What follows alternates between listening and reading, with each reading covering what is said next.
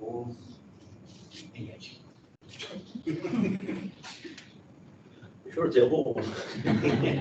Righto, welcome all to the submissions subcommittee and our review of the emissions trading scheme and forestries. So I'll get Lizette to get us underway with the Karakia. Thank you. Kia ora koutou. Whakataka te hau ki te uru, whakataka te hau ki te tonga. Kia mā kina ki uta, kia mā taratara ki tai. E hiaki ane te atapura, he tio, he huka, he hau, ti hei maurura. Thank you very much. The apologies, we just had Pamela. Confirmation, moving on to confirmation of the agenda. We need to move around a second. Yes, because of apologies. Yeah, thanks. Thank you, Chris. Those in favour? Opposed? Thank you. Confirmation of the agenda. That's in front of us. I'll move that. Thanks, Chris. All those in favour? Opposed? So carried. Any other disclosures of interest other than those that are already noted? No? No, thank you, William. Right, so today we're looking at the submission for the review of the New Zealand Emissions Trading Scheme and also the proposals on the redesign of the ETS for permanent forestry category. I'll hand over to you. Thank you. Would you like me to introduce? Does everyone know everyone? Actually, if you just want to, I think we do, but yeah. We've got Annika Hamilton with us here, policy advisor, who has coordinated the submission. Joel Paulo, JP Silva, who's acting team leader policy implementation for Alejandro today, and Leah Keenan, who is our principal economist. Thank you. Okay. Yeah, thank you. Kia ora koutou. Ko Annika Hamilton tuku ingoa. As Lizette mentioned, I'm the policy advisor in the policy implementation team. Is the chair happy for me to provide a summary of the submission? Yes, by all means. Okay. So the government. Sorry, if you could just speak a little bit louder. Oh, yes, sure. Yeah. The government has released 2 consultations in June this year. One is on the review of the New Zealand Emissions Trading Scheme, so the ETS for short, and the other is on proposals to redesign the permanent forest category within the ETS. Both consultations are interrelated, so we had the opportunity to make one submission covering both topics. So if I address the ETS review first, the ETS is a key tool for cutting emissions. So it puts a price on carbon emissions and it also incentivises activities to remove carbon from the atmosphere, such as forestry. However, the Climate Change Commission had recommended a review of the ETS, and the government is seeking feedback on 4 options to better incentivise polluters to cut their emissions rather than offset them through tree planting. The Commission, in their advice on the second emissions reduction plan, stated that the ETS needs to shift from focusing on only on net emissions, to focusing on gross emissions. So by gross emissions, we mean the total number of emissions New Zealand releases, whereas net emissions are gross emissions less removals, or minus removals. So essentially, the Commission's recommending that the ETS is amended to strengthen gross emission reductions and to manage the amount of exotic forest planting that is being driven by the scheme. Their key concern is that we're going to have a risk of oversupply of forestry offsets in the ETS that could lead to an impact on the price. And that would mean that polluting companies could buy cheap forestry offsets rather than reducing their emissions. It would also be negative for landowners who have invested in forestry. So there are 2 key points to our submission. Firstly, we advocate for option 4 that's been presented. So this option would create 2 separate markets and 2 separate prices. You'd have one for emissions reduction and one for removals. It would essentially decouple the gross emissions reductions in afforestation and develop a way to provide durable incentives for carbon dioxide removals. We also strongly advocated for the government to follow the Commission's advice on limits and price control settings, as this wasn't covered in the discussion document. We considered that the administrative issues needed to be addressed as part of this review. And our key concern was that the cost containment reserve trigger price had been kept too low and didn't follow the Commission's advice. Now, just take a minute here to note that since we wrote the submission and it has been circulated, the government last week did announce new limits and price control settings. and these are largely in line with the Commission's advice. So this was in response to the High Court ruling requiring Minister Shaw to revisit the settings. So this recent announcement does largely address this particular submission point. And later during questions, I'm happy to sort of discuss our options for that in the submission. But regardless of that, we would still advocate for option 4, as we consider it best aligns with the primary objective to prioritise that gross emissions reduction whilst maintaining support for removals. So if I move now to the second consultation, which is on proposals to redesign the permanent forest category. The government has identified that current ETS permanent forest category settings and increasing carbon prices could potentially lead to increasing levels of permanent exotic afforestation. So there are concerns that if this is left unchecked, there could be unintended environmental, ecological, and economic consequences. The issue has arisen because the current ETS settings mean permanent exotic forests will provide greater economic returns than other productive land uses and Indigenous forestation. So as a result, the government's looking at options to address this category. And it looks at a couple of options which it calls design choices. But in particular, the consultation asks what forests should be allowed in this permanent forest category. So it looks at presents two options. So option 1 would be only Indigenous and transition forests, and option 2 would be exotic forests under limited circumstances. The consultation also asks questions around how transition forests or permanent forests could be managed. So our submission on this particular consultation supports a redesign that would benefit Indigenous afforestation and Indigenous biodiversity. So we would still advocate for a fit-for-purpose approach that encourages the right tree in the right place for the right purpose. And if exotic trees are allowed under limited circumstances, we would advocate for an approach that mitigates any significant environmental economic consequences associated with exotic afforestation. Can you give us a little bit of a brief rundown on what those concerns are around the exotic? Yeah, sure.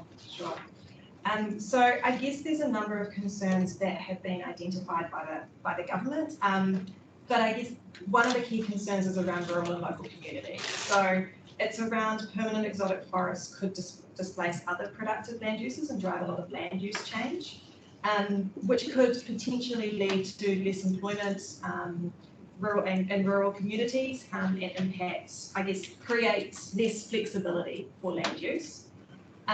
Another key concern is some of the long-term environmental outcomes associated with permanent exotic forestation at scale. So, for example, if you've got a lot of monoculture in highly concentrated areas with long lifespans, there is a higher risk, for example, of fire, disease within it, and wildlife pines. So those are the key concerns.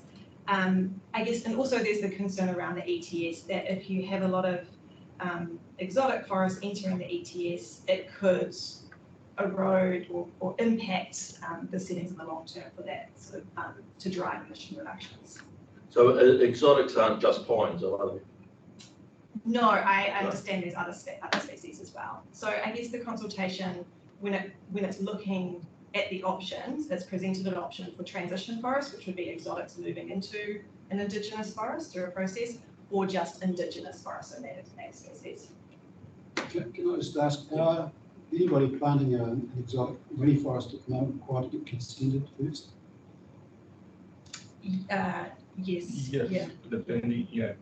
Is there a limitation, like is it under 2 hectares, under 1 hectare? What is the cut-off point for consent? I'm not sure of the detail. I'm not too sure, sorry. Yeah, I'm not sure of the detail of that. There's the National Environmental Standards on plantation forestry that do put requirements in place for certain aspects and elements, and they relate to things like management of earthworks and harvesting activities, but I can't tell you the exact consents. We could find out for you. I've got a feeling, because I do have a block of this nature, that there is a threshold before you can register. But I currently have, well, I don't anymore, I used to have 9 hectares of pine plantation. And I didn't bother because the bureaucratic bureaucratic process of paperwork around this scheme made it just not worth bothering. So, because there are all sorts of factors at play in there, Chris. I'm sure you're right, but I think there is a threshold. Yeah. Yeah, it's just watching Country Calendar on Sunday night, and there's a group out at Cambridge that are doing native, indigenous plantings, and they're basically doing it just to under request from farmers at the moment. It's a great system, very effective, very efficient. But if we're going to start to impose costs, additional costs on what they can do, what they can't do, then I can see that's going to stop. So I want to encourage them to discuss it. Yeah, it's already hard enough. Plenty of barriers for native versus foreign. Well, I think we do. We do need barriers where people are going to be planting exotic forests without a forward plan. That's right. Because that's not what we don't want there. It has to be a no-go. Totally agree. So whatever we do, whatever is in our submission, we need to ensure we're going to oppose that sort of behaviour. Yeah, I like how you distinguished around monoculture, because I mean it can be an exotic tree of any kind, but it's trying to get away from the lack of resilience that a monoculture land use has versus any kind of polyculture, I suppose. Yeah. And so my understanding on transitional forestry is that it's very location dependent. So what's going on with the soil, what's going on with the geography, and that's where the nuance comes in, that it can work, but as a blanket rule, transition forestry anywhere, it won't necessarily work, because it's all to do with how much other native bush is nearby to be able to support birds flying overhead for that transition to actually occur at the speed that's relevant. But I really like what's in the submission around having milestones to meet over time if you are going to commit yourself to a transitional project. Yeah, just to comment on the Jen's right about transition forests. Of course, the biggest issue there is the planting density. And in fact, there are hardly any examples of use on proven examples of transition forest work, because normally people plant pines in particular on such high density that transition is actually prevented or slowed down to the point of being almost non-existent. So anyway, we won't get into the detail of that, but I want to just support your comment too, Warren, about mixed species. So, there are many other species to plant up. Many exotics, And it's not defined, is it? So, if I was just to put a line in the sand and say mixed means over 50% native and whatever else is the rest, that would be a bit of a guide, but we'd have a guide to it. Well, there used to be, the people that were planting them used to do it based on an economic model. When you talk about forest products and the crown forests, they were all planted with a mixture of wood, which was designed to produce an output which was conducive to production of paper. We no longer produce paper, and therefore that sort of control system, I suspect, is gone. So, and it's the scale of the operation. So small forest owners, of course, manage their timber in a completely different way to large scale operations. So, they do more than one pruning or lift. They aim for the high quality wooding, whereas in the case of the paper supplier, they were mass planting and they didn't even bother with pruning. So, it's a completely different model. But I just wanted to make that point too, that, and you've made it well in this submission. I mean, in your comments just now, is that the biggest problem is that the economic model that was used for forestry was so narrow that it didn't figure in the impact and cost of the over the last little while. It was entirely focused on the harvest and the price that the owner got, without building in any form of backup for the region in relation to what the impact might be of the operation. Thanks, Bruce. Just going also into the permanent forest side of things, and the option 2, which allows exotics under limited circumstances. We don't outline any limited circumstances. Are there thoughts around that, or is the government coming up with any sort of, this is what we're thinking?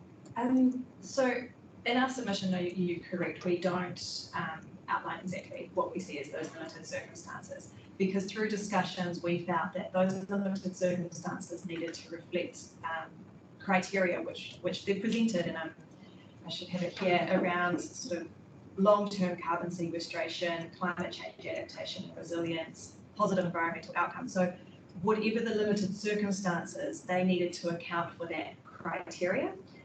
In the submission, they do propose some limited circumstances. So they do propose long-lived exotic species.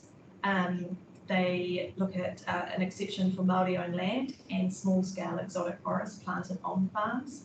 I think where we felt with our submission is we needed to understand those, what those look like further, and how they would relate back to that criteria and the outcomes that they would provide. So we haven't specifically said we think these should be in the limited circumstances category. We have mentioned that in some cases, for example, climate change could make some exotic species or mixed forests more viable than indigenous forests. So that's the kind of considerations we would want to see in those limited circumstances. Again, avoiding monocultures, and some exotics could be used for erosion-prone land. So those are the types of circumstances we would be thinking about that need to be linked back to the criteria. Thank you. Can I just ask a higher level question about the review process? So it's in two parts. The last part is the forestry issue. But in that higher level submission, so for example, we know that Cabinet just recently actually made a number of other significant changes. And the most important one from my perspective was their recognition of the need to recognise a wider range of carbon sinks, and wetlands in particular were named in that Cabinet decision. And the thing about that, because I'm just wondering about in that broader submission whether or not we should be straying a little bit further than forestry. I'm just sort of asking you the question because I think that step in recognising wetlands is a very important one for our region, and the main thing about it is that farmers in particular could gain some form of incentive for setting aside wetlands as permanent carbon sinks. So yeah, at the moment it's sort of it's quite brief, your submission, and it is largely focused on the forestry issue. Through the chair, there's always benefit. I mean, there's no harm, isn't there, to more broadly discuss what we see. Well, I'd like to suggest that we might want to support that, because for our region, that would be a very important development. Just a stronger emphasis. Yep.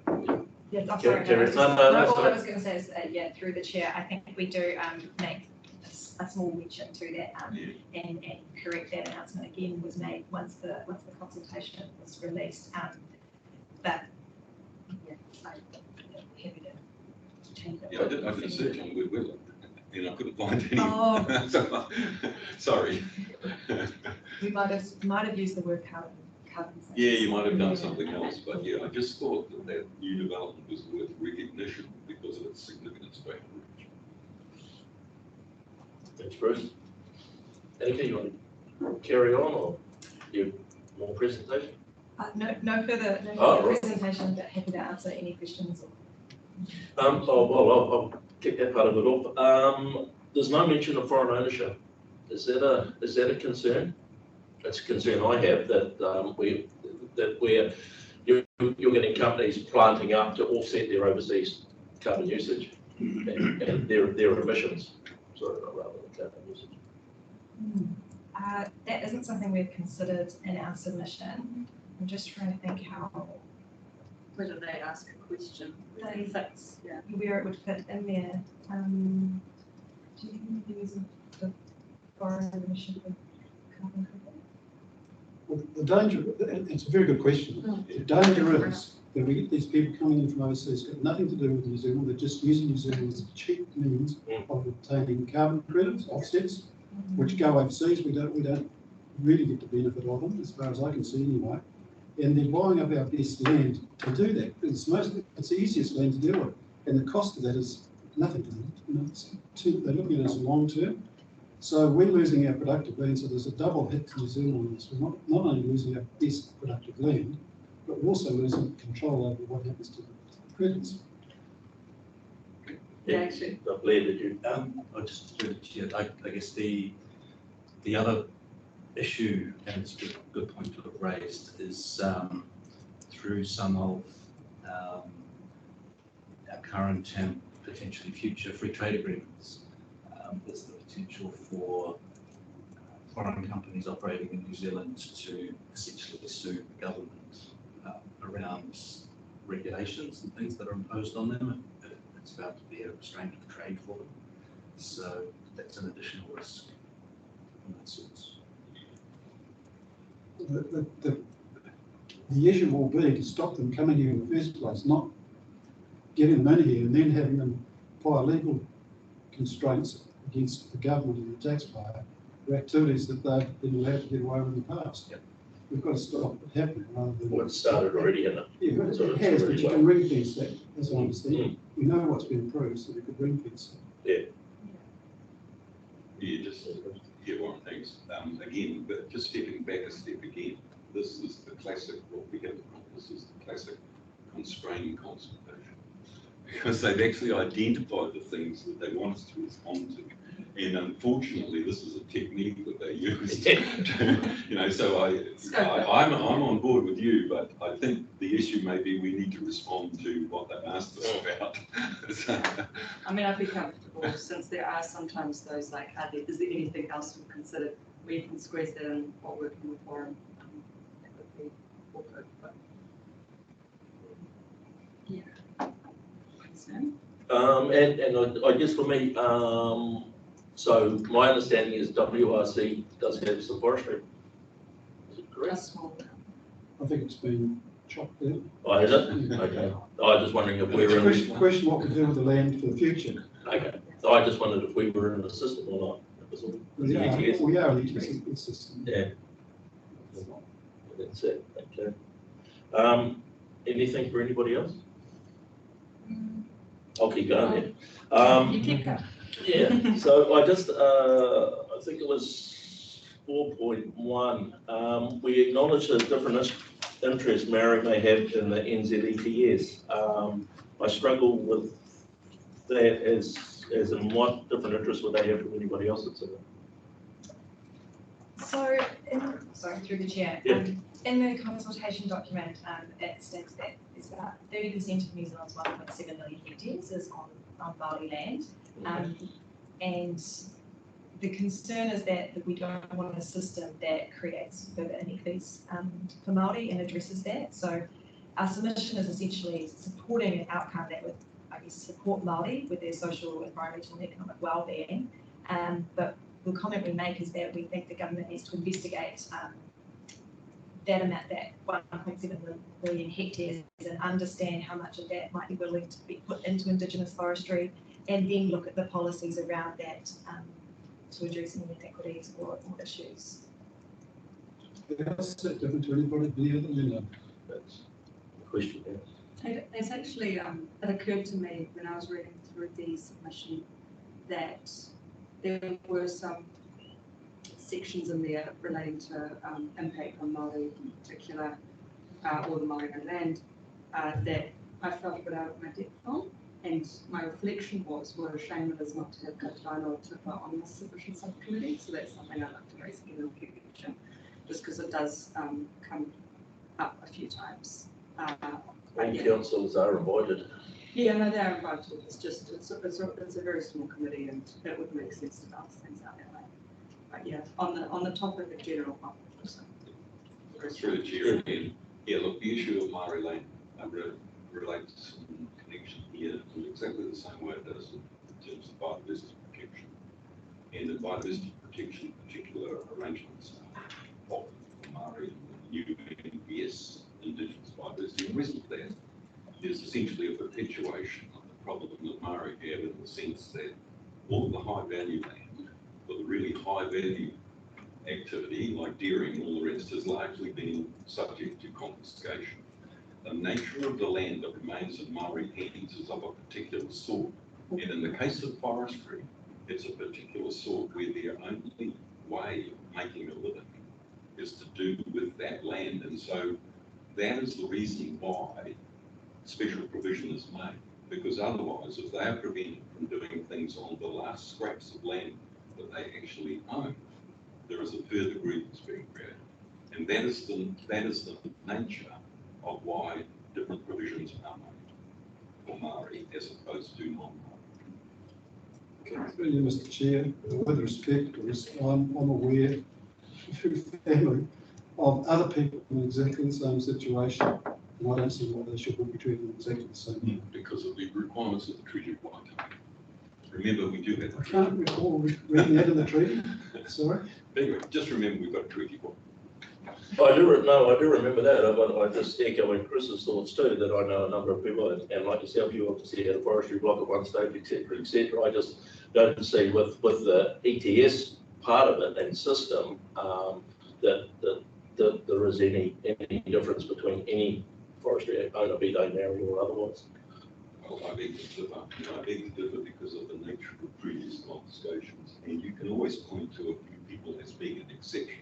What I'm talking about is the general rule and the way that it impacts on Māori.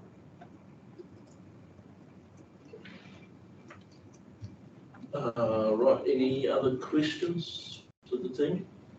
I had a lot of awesome notes on this document, and then I clicked on a link and lost them all. And I determined afterwards that they were all just little things, and it's a really good solution. So thanks. But yeah, as long as we update it with that latest decision of government for the first part, etc. Great. No other specifics. Was it? Through the chair, might we suggest, rather than trying, because our submission points are interwoven on that latest government change or announcement last week, I thought the easiest way to change it might be to suggest some text up the front. I think that's where we were at, and Yeah, through the chair, I think there were two ways we could try and remove those little aspects throughout the submission, or as Lizette's mentioned, I think we could consider some wording in the cover letter to say something like our submission advocates the government to follow the Commission's advice on price settings. However, we note that the submission was written prior to the recent government announcement that updated those settings, and now these align with the Commission's advice. It does sound like a more effective use of the so I'm all good with that. yeah, and since they I'll get the message. yeah, so. Right.